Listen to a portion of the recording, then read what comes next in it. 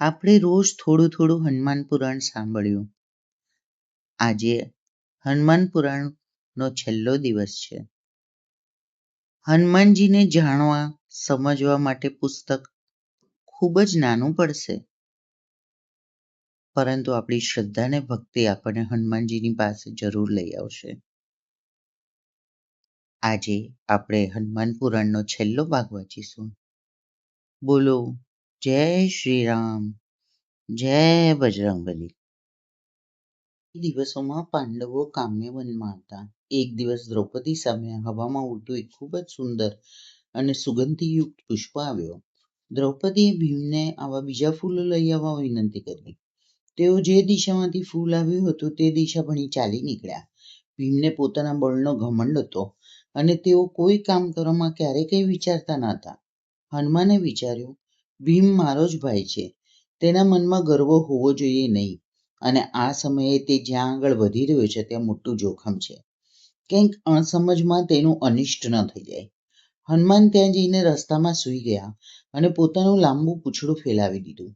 ભીમે હનુમાનને ઓળખ્યા નહીં. તેમણે કહ્યું, અરે વાનર, તારી પૂંછડી ખસેડી દે, નહીતર હું તેને તોડી નાખીશ. હનુમાને પોતાને માંદા જેવા બનાવીને કહ્યું, ભાઈ, મારી પૂંછડી ખૂબ મોટી છે.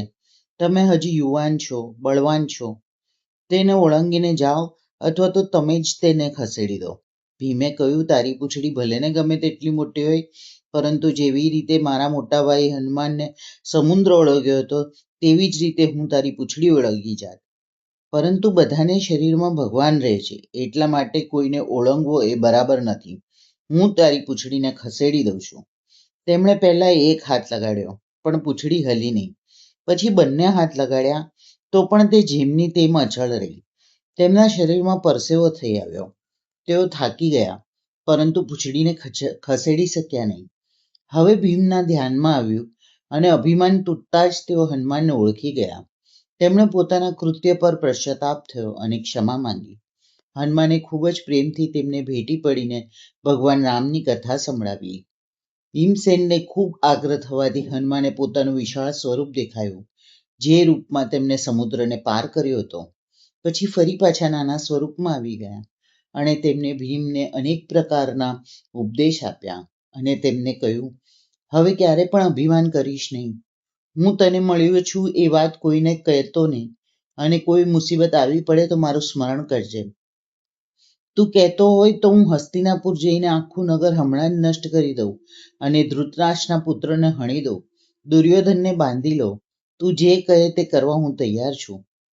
ભીમે કહ્યું, તમારી મદદ મળવીને અમે સનાથ થયા. તમારી સહાયથી જ અમે શત્રુઓ જીતી શકીશું.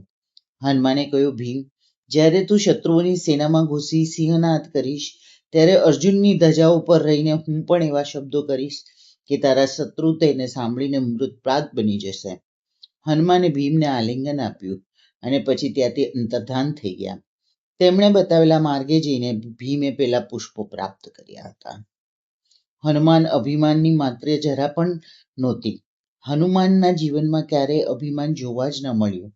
તેથી જ તો ભગવાન પોતાના ભક્તોનું અભિમાન દૂર કરવાનું કામ ઘણે ભાગે હનુમાન પાસેથી જ લે છે. કહે છે કે અર્જુનને પણ એકવાર પોતાના ધનુષ્ય બળનું અભિમાન થઈ ગયું હતું. તેમણે વાત વાતમાં એક દિવસ શ્રી કૃષ્ણને કહ્યું, તમે રામાવતારમ પર સમુદ્ર ઉપર પુલ બાંધવા માટે આટલું બધું આયોજન કેમ કર્યું? બાણથી પુલ બાંધવો હતો ને? બિચારા વાનરોને ખાલી ખોટા હેરાન કર્યા.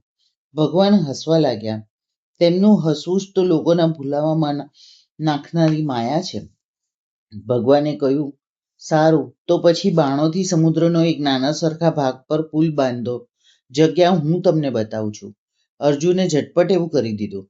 ભગવાનને હનુમાનનું સ્મરણ કર્યું. તેઓ તરત જ આવી પહોંચ્યા. ભગવાનની આજ્ઞાથી તેઓ બાણોના પુલ ઉપર ચડ્યા. તેમના ચડતા જ પુલ ચરર કરતો તૂટવા લાગ્યો. તેઓ તેના પરથી નીચે ઉતરી ગયા. અર્જુને જોયું કે ભગવાનની પીઠ પર લોહી વળગેલું છે. પૂછવાથી જણાયું કે જો ભગવાન પોતાની પીઠ આપીને તે પુલ ચૂંટતો ન રોક્યો હોત તો હનુમાનના ભેગા થઈ ગઈને તે ઘસડી પડત અને અર્જુનની હાંસી થાત. ભગવાને કહ્યું, આવા તો અનેક વાનરો હતા. તેઓ બાણના પુલ ઉપરથી કેવી રીતે જાત? અર્જુનને વાત સમજાઈ ગઈ અને તેમનો ગર્વ ભાંગી પડ્યો. અર્જુને ભગવાનની આજ્ઞાથી હનુમાનને મોટી આરાધના કરી. તેમના મંત્રનું પુરસ્મરણ કર્યું. હનુમાનને વરદાન આપ્યું, હું હંમેશા તમને સહાય કરીશ અને ભાવિ યુદ્ધમાં હું તમારા રથ ઉપર બેસીને તમારું રક્ષણ કરીશ. કહે છે કે મહાભારતના યુદ્ધમાં અર્જુનના બાણોથી બધાના રથ દૂર થઈ જઈ ગબડી પડતા હતા, પરંતુ અર્જુનનો રથ કોઈના પણ બાણથી પાછો પડતો નહોતો. એકવાર કર્ણના બાણથી અર્જુનનો રથ થોડોક પાછો પડ્યો અને એમ થતાં યુદ્ધભૂમિમાં જ ભગવાન શ્રી કૃષ્ણ કર્ણની ઘણી પ્રશંસા કરી. અર્જુને પૂછ્યું, ભગવાન, મારા બાણથી કર્ણનો રથ ઘણો પાછો પડી જાય છે અને તેના બાણથી મારો રથ થોડોક જ પાછો પડ્યો, તો પછી તેની પ્રશંસા કરવાની વાત શી છે? ભગવાને કહ્યું, અર્જુન, તમારા રથ ઉપર હનુમાન બેઠેલા છે, નહીં તો અત્યાર સુધીમાં તો તમારો રથ બળીને ભસ્મ થઈ ગયો હોત. હનુમાન બેઠા છે છતાં પણ તમારા રથને પાછા પાડવું એ કર્ણની અતિ મહાન વીરતાનું સૂચક છે. અર્જુનને સમાધાન થઈ ગયું. મહાભારતના યુદ્ધના અંતમાં જ્યારે હનુમાન અર્જુનના રથ પરથી કૂદી પડ્યા ત્યારે અર્જુનનો રથ બળીને ભસ્મ થઈ ગયો હતો. એ હનુમાનનો જ પ્રતાપ હતો કે અર્જુન આટલી વીરતા સાથે લડી શક્યા હતા. શ્રી કૃષ્ણના પુત્ર પ્રદ્યુમ્ન દિગ્વિજય માટે નીકળ્યા હતા. દ્વારકામાં અશ્વમેઘ યજ્ઞ થવાનો હતો અને તેની પૂર્વ ભૂમિકા હતી.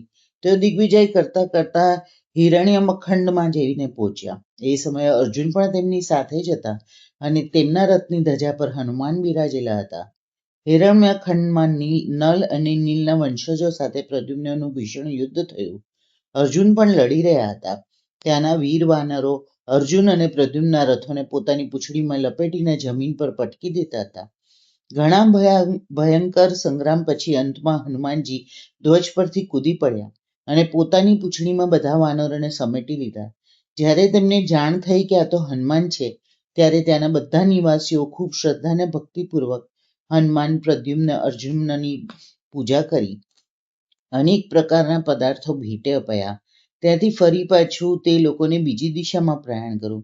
હનુમાન કેટલા મોટા તત્વજ્ઞાની હતા તેની જાણકારી રામ રહસ્ય ઉપનિષદમાં મળી રહે છે.